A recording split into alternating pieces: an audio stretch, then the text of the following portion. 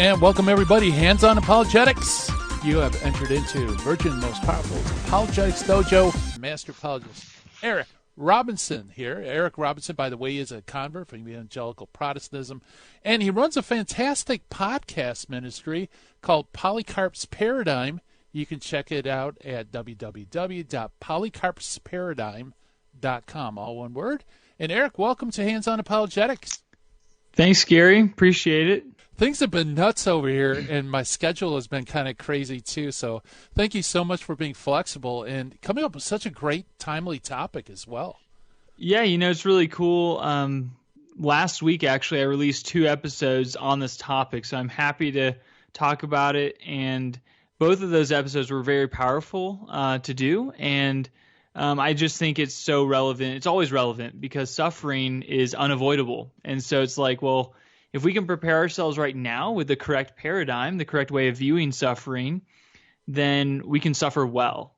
And that's kind of the goal, is that we suffer with Christ and not in a way that we would complain to him, but actually enjoy intimacy with him. Yeah, like Paul says, suffering's unavoidable. It's just part of life. And so the question isn't whether or not you're going to suffer. The question is, how are you going to suffer? Are you going to suffer well, or are you going to suffer in such a way that can destroy your relationship with Christ? Exactly. And he even says in Philippians, "For it has been granted to you that you should not only believe in him, but also suffer for his sake." And so it's like a gift. And this is amazing. Suffering in itself is not a good thing. Like, in the end, all suffering will be washed away. All of it will be gone. He will wipe away every tear from our eyes. But in the meantime, through the cross, he's actually redeemed suffering. He's actually made it meaningful.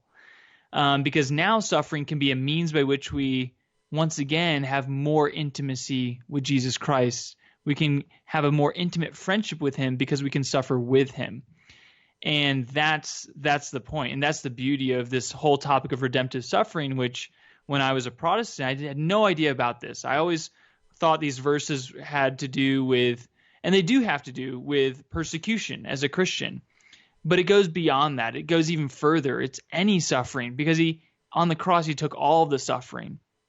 And that cross is not just something that happened 2,000 years ago. It's not just a historical event, but by virtue of the fact that it was Jesus, the God-man, that event is now transcended. It's an eternal event, if you will. And so it covers past, present, and future sufferings, which is why our sufferings today can then be applied 2,000 years ago to what happened to Christ on the cross.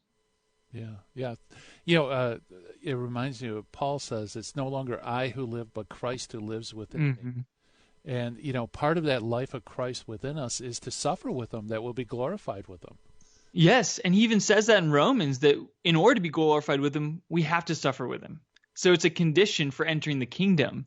We can't enter the kingdom except through trials, through tribulation. We as Catholics, we don't believe in the rapture, that we'll just escape the tribulations at the end times. No, we actually have to endure the tribulations because we have to go through a passion similar to Christ did. We have to engage the suffering and be here to welcome Christ when he comes back and welcome him back on the earth, Yeah, absolutely. Yeah, the other thing too that, I'm a lifelong Catholic, and so I was always exposed to, the idea of redemptive suffering. But even then, is when Christ says, "Pick up your cross and follow after me," to be a disciple, you pick up your cross. I always thought, well, that's a nice metaphor, to be like him. But, you don't realize the realism of that particular command, that, the cross that you carry is a real cross, involves real suffering.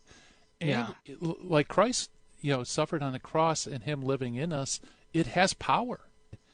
What an incredible witness in truth too, that to be able to, that our suffering has meaning, it has divine worth. It's not something outside of God's plan. That God can use even suffering from the coronavirus to to save souls, perhaps.